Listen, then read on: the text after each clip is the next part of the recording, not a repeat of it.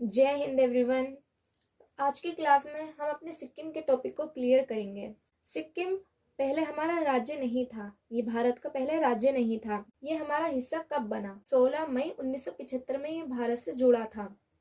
16 मई 1975 से पहले 1974 में ये एक सहराज्य बना था। वहाँ के कल्चर को हमने अपनाया, उन्होंने इंडिया के कल्चर को अपनाया। मतलब पूरी तरीके से भारत में एक वसुधैव कुटुंबकम की जो विचारधारा है उसमें पूरी तरीके से मिल गया सिक्किम जो है, सिक्किम ये पूर्ण रूप से जैविक राज्य। जैविक राज्य कैसे?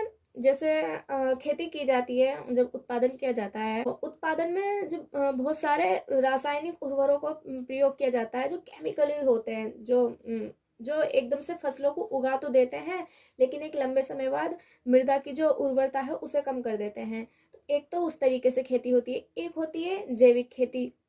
जैविक खेती वो होती है जो नेचुरल तरीके से उगाई जाती है, नेचुरल खाद होती है नहीं। पहले नंबर पे अगर पूछा जाए तो क्या है, सिक्किम पूरा ही सिक्किम कैसा है? जैविक राज्य। दूसरे नंबर पर जैविक राज्य में आता है मिजोरम। सिक्किम में जो है बड़ी इलायची का उत्पादन होता है। भारत में जो मसालों का उत्पादन है, अभी नहीं, इतिहास में अगर हम इतिहास को उठाकर देखते हैं तो जितने भी विदेशी आए थे उनका भारत में आने का एक प्रमुख कारण था मसालों का व्यापार करना, मसालों को अपने देश में ले जाना। वो यहाँ से ले जाते थे और वहां जाकर कई गुना 60 गुना मुनाफे पर बेचा करते थे। तो उन्हें हमारे यहाँ के मसालों को ले जाना था, उन्हें यहाँ का व्यापार करना था मसालों से। तो मसालों में ही एक होती है बड़ी इलायची, आपने सबने देखी हुई थी। तो इसका उत्पादन कहाँ होता है? सिक्किम में हमें इसका उत्पादन देखने को मिलेगा। सिक्किम से मानसरोवर जाते हैं। पहले उत्तराखंड की ओर से मानसरोवर चले जाते थे, लेकिन वहां पर अब चीन ने तिब्बत पर अटैक कर लिया है तो वहां से जाने में दिक्कत होती है और बहुत सारे भी कारण हैं। मानसरोवर जाने का रास्ता हम कहाँ से निकालते हैं? सिक्किम से होकर हम मानसरोवर जाते हैं। सिक्किम, ये मैंने सिक्किम का मानचित्र बनाया है। इसमें आप ये देख रहे होंगे मैंने तीर से बनाया है, यह है कंचनजंगा। जब मैं आपको स्टार्टिंग की जो बिल्कुल शुरू की 3-4 वीडियो है उसमें मैं आपको पढ़ा रही थी कश्मीर के बारे में, तो मैंने आपको ये बताया था कि भारत की सबसे ऊंची चोटी और भारत में सबसे ऊंची चोटी।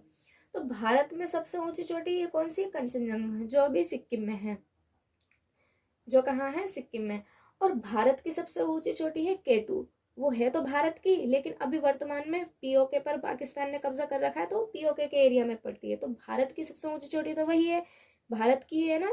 पीओके हमारा है ऑफिशियली। उत्तरी भाग में इसकी चुम्बी घाटी है। तो सिक्किम जो है एक पहाड़ी एरिया है, सुंदर है। जिस तरीके से उत्तराखंड और कश्मीर हो गया एक पहाड़ी एरिया, उस तरीके से ये है। तो उत्तरी भाग में इसका जो उत्तरी भाग है ये, इसमें चुम्बी घाटी है। घाटी मैंने आपको बताया था, घाटी और दर्रा, दो पहाड़ों के बीच का पतला रास्ता वो दर्रा, और दो पहाड़ों के बीच का चौड़ा रास्ता जिसमें एक गांव सा बस जाए वो घाटी। सिक्किम में ही ये ऊपर वाली डायरेक्शन में, और ये इधर, ये ऊपर है नाथुला और ये है जेलेपला। ये दो दर्रे हैं, ऊपर वाले को कहेंगे नाथुला और नीचे वाले को जेलेपला। तो सिक्किम में प्रमुख दर्रे कौन से हैं? नाथुला और जेलेपला। सिक्किम जो है जब भारत का राज्य बना था तो 36वां संविधान संशोधन हुआ था।